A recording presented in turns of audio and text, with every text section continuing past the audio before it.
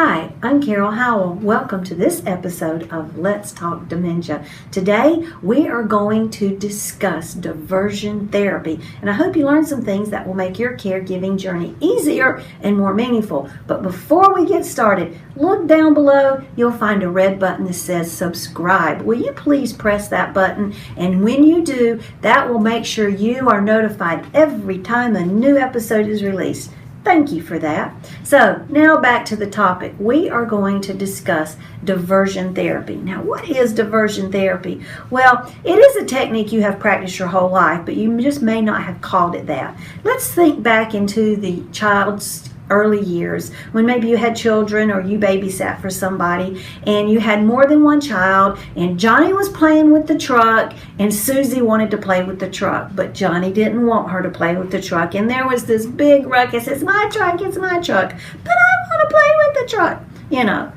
Kids will drive you crazy. That's why I only had one. But that's another story. So what did you do to solve or diffuse the intensity of that situation? You introduced diversion therapy. What you said to the girl was, hey, look, over here, we've got a new red fire truck. We just got it. We'll let Johnny play with what he was playing with. Now let's go play with the new red fire truck. That's called diversion therapy. You diverted her attention away from what Johnny had onto something different. You've done this your whole life, right? So it's a good technique to practice with someone with dementia. What does it look like with someone with dementia? Well, a very common way that we would use diversion therapy is when our loved one wants to talk about something that if we were to discuss it might be sad for them. They may want to know if their mama is still alive. They may want to know, can they go home? When can I go home? Will you take me home? How do you answer those questions? Because you can't take them home, and no, mama's not still alive, and you can answer a lot logically and truthfully, but please don't, because that's just going to hurt them. So we've got to use a little diversion therapy. So we might say to them, so you want to go home. So you always want to say back to them what it is they want. Say it back in the form of a question. It acknowledges them and what their needs are. So you want to go home. When we get there, what are we going to do?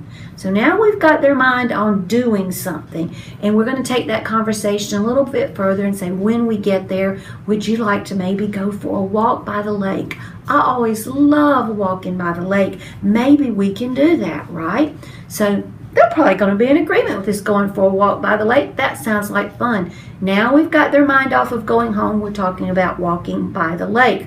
And then you might say, after we walk by the lake, let's have some dinner. In fact, I'm hungry now. Would you like a snack? Let's go get a snack.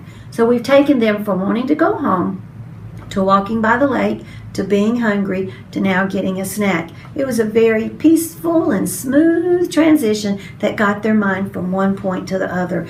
Diversion therapy is extremely important. Use it anytime, especially if the question being asked or the situation that arises has the potential to be sad or depressing or bad news for your loved one. You don't want to use the real answer. You don't want to tell them that. That's not what you want to do. Divert their attention away onto something else.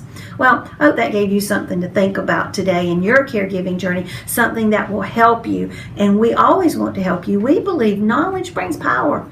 Power brings hope. Hope brings smiles. We all need more smiles.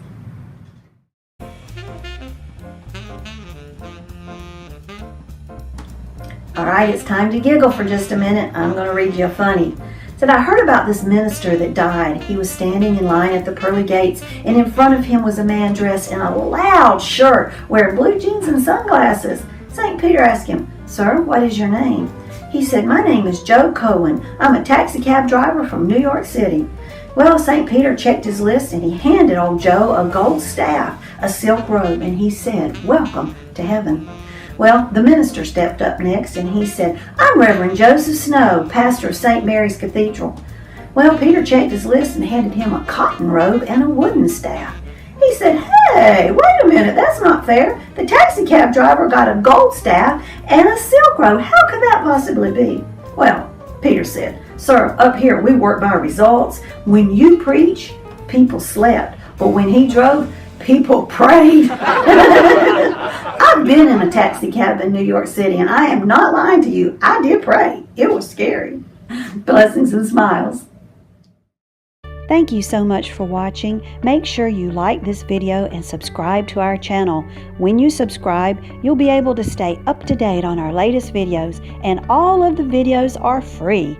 Check out my book, Let's Talk Dementia. It is available